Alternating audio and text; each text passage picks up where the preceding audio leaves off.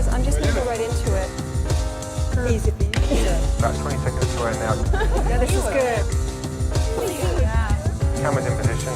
We're just going to get you guys mic'd up. And I have a lighter note story. 5 seconds to go.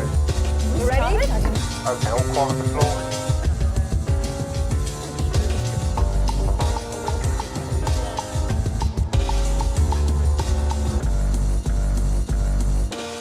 Welcome to a TRT World special roundtable, Women on War, reporting from the front line. I want to introduce Sue Turton, Zaina Awad, Shelley Kilston, Arwa Damon, and Nicole Johnston. I'm Savrula Logothetis, and ladies, thank you for coming to the table. Thank you. Thank you.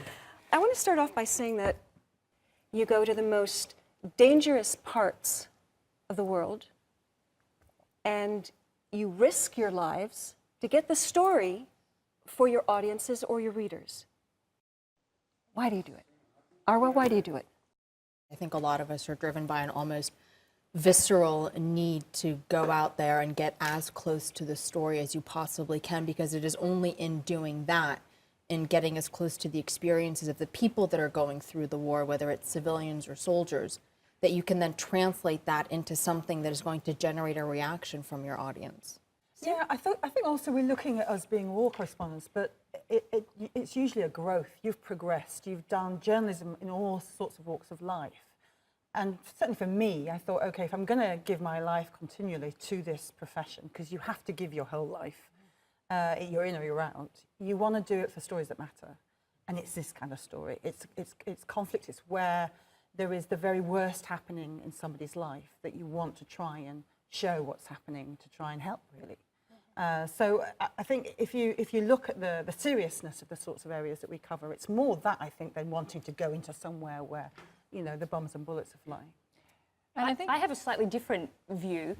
I think for me, I never, ever expected that I'd be doing this sort of thing. I never really thought that I'd end up going to these sorts of places. I knew nothing about the Middle East. I'd never been there. I'm from Australia. It's a long way from here.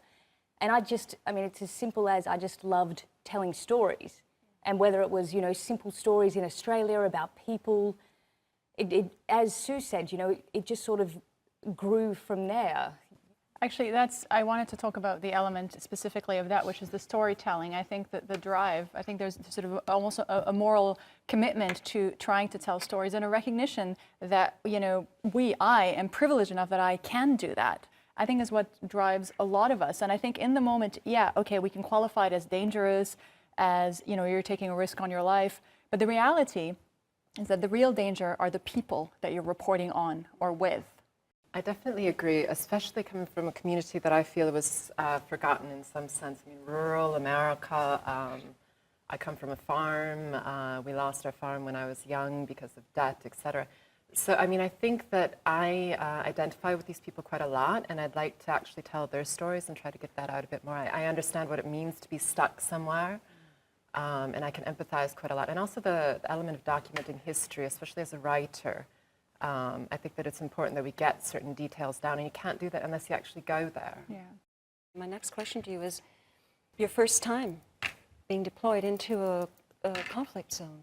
My first job, actually. Really? Tell me about that. Yeah, it's 2003. I was a freelancer. The war in Iraq was just gearing up. Because I'm Syrian American, I spoke Arabic, and it was literally the clash of both of my cultures. And I felt, because I look so American, that I could perhaps tell a story that appears on the surface and is to a certain degree quite complicated. The Middle East, especially what's happening in Iraq and all of the underlying dynamics there, I felt that I could tell that to a Western/American audience. And so I ended up in Iraq just a couple of weeks before the war began in 2003, and then it kind of moved on from there, and I never left. Well, I guess the first time I spent a long time in a conflict area, for most of the time that I was there, you know, there was no war going on as such. I went back to Gaza, you know, during the 2012 and 2014 war, but I lived there for a year. So it's sort of interesting when you go into a conflict area at a time when there is no conflict. Yeah. You know, a lot of the time we are going into places, and, you know, even at the moment you could go into Mosul on a particular day or afternoon and it could be quiet for a few hours. So it's always that sort of strange feeling. But I guess what that left me with, you know, more than your first experience being going straight into a war, was, you know, going in and getting to know the people and to see how they live and to, you know, form connections with people and to spend your Friday afternoons, you know, with families, having their Friday lunch. And I guess, you know, even now when I go out into the field, that's the part that I enjoy most. The first time I was actually in a conflict zone was when I went into Syria in 2012. It's a completely different story, clearly. There were bombs falling. After I came out, for a while, I would immediately, whenever I heard a plane overhead, because clearly it was only the regime that had an air force, I would, without thinking, just try to look for somewhere that I could hide. But yeah, no, so the first conflict zone, let's say, is Syria.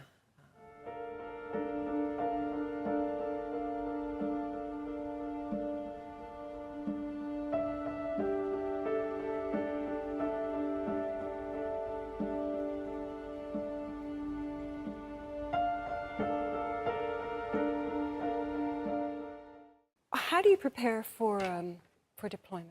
How do you prepare emotionally, physically, mentally? As far as emotionally, I don't think I ever prepare emotionally. You just go, what's the story? How are we going to find out? just And go, on you go, you know. You don't even sit there going, oh my word, you know. And I think it's the best that you don't have time. You probably don't always have time to prepare emotionally, because a lot of the times it's sort of it's quite a fast turnaround. But there are basic things that I always take with me, and they're, you know, in relation to personal care, and you know, clothing, that kind of stuff. And then when I'm in the field, I actually, even though the days are extremely long, I am in regular touch with my family, even if it's a simple WhatsApp.